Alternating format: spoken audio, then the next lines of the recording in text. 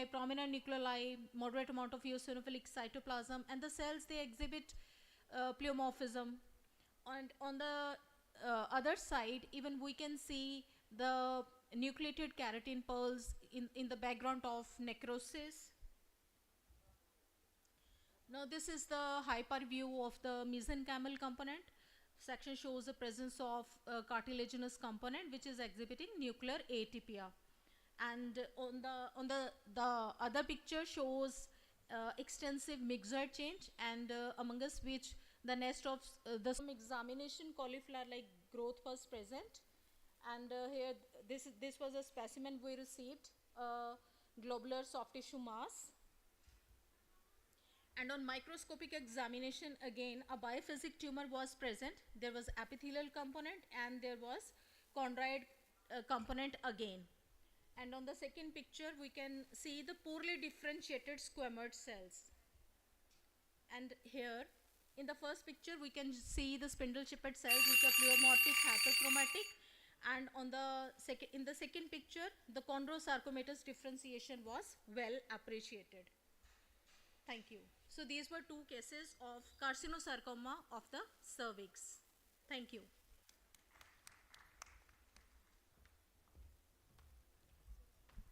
Thank you, ma'am.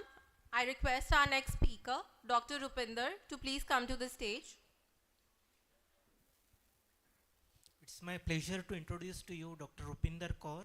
Ma'am is professor in Department of Pathology, MMIMSR, Mulana. She completed her MBBS and MD from CMC Ludhiana.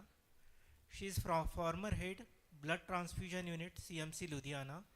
Her areas of interest are cytopathology, gynecologic pathology, GI pathology, genitourinary pathology, and oncology.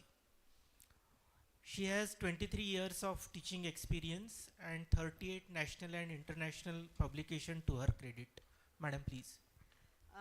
At the outset, I'd like to thank my MICA people, the Rohtak people, though I'm not an alumnus, but I feel a part of you always, and I love you guys. Thank you so much for inviting, especially Dr. Sunita. So without wasting much time, I'll just go on to my case.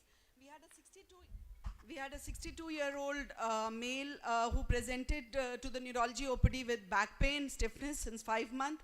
Since there was a back pain and there was some mass felt, so MRI was done which showed a bone lytic lesion at D4 to D8. So keeping that in mind, because it's a skeletal mass, so definitely we'll think the metastasis first. So a PET CT was done, and it showed, apart from the skeletal mass, it also showed a mass in the left lower lobe of the lung in the superior segment. So this is the PET CT which is showing